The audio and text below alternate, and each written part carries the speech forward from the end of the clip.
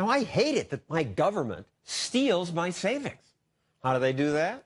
Well, I put some of these guys in the bank. I saved every year, so I'd have a nest egg. But what does my government do?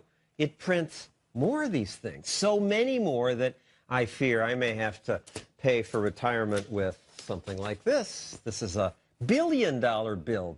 Billion. It's from Zimbabwe.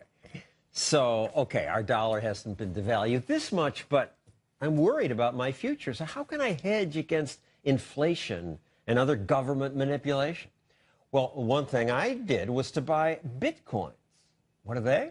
Well, I'm glad you asked. Bitcoins are digital coins you can send through the internet. You can use them in every country. Your account cannot be frozen. Bitcoin is changing finance the same way the web changed publishing. Maybe that was made by a company that promotes Bitcoins. So how Bitcoins work exactly is hard to get your brain around. So here to try to explain is Jerry Brito of the Mercatus Center. So what happens? Well, first thing you have to understand is that Bitcoins are not, sort of owned by a company. They're not controlled by anybody. It's a new internet protocol like email or the web. And it's a digital, decentralized currency that allows you to exchange money with anybody in the world fast and cheaply without the use of a third party like PayPal or Visa or MasterCard. Created by a lot of different, supposedly anonymous computers? Well, so everybody who is part of the network, and it's a peer-to-peer network, contributes their computing capacity to discovering new Bitcoins, and at the same time, they reconcile all the transactions that are transmitted over the network. And there's this formula that creates Bitcoins, but there's a limit on the total number? Automatically? The total number of Bitcoin that will ever exist is 21 million, and that will probably get there around the year 2040. And so that makes Bitcoin a deflationary currency. There's no central bank that can make more of them. How do I know some clever kid on a computer won't just make 1 million Bitcoins?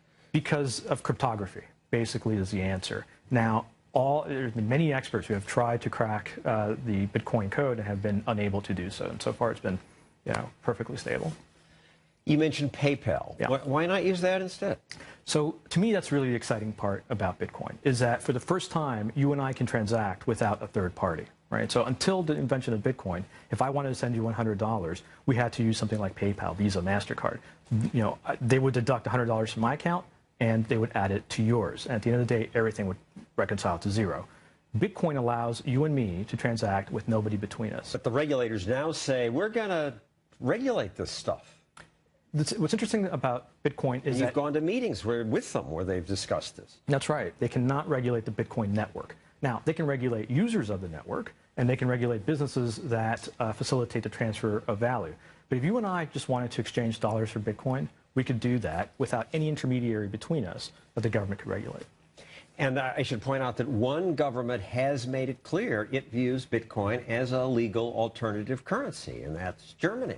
Put down that sauerkraut, because what I'm about to tell you is going to blow your Hefeweizen out of your lederhosen. Germany will view Bitcoin as a form of private money, meaning it could tax profits made by Bitcoin companies. That's from a website called SourceFeed. What does that mean? A parliamentarian in Germany asked the central bank there to give a ruling on Bitcoin, and they said what everybody expects them to say, which is it's private money. And that legitimizes a bit, and it allows them to start thinking about the tax implications. In this country, we haven't seen that sort of guidance from the IRS yet, but I think we'll see it pretty soon.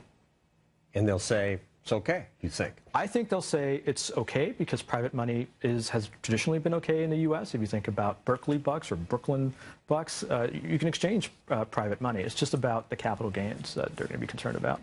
Well, I hope so, because as I said, I bought some, and I look at the price of Bitcoins. Since they've been introduced, boy, I wish I'd bought them last year, where they would have appreciated a great deal. But lately, they've been going up, so who knows? Thank you, Jerry.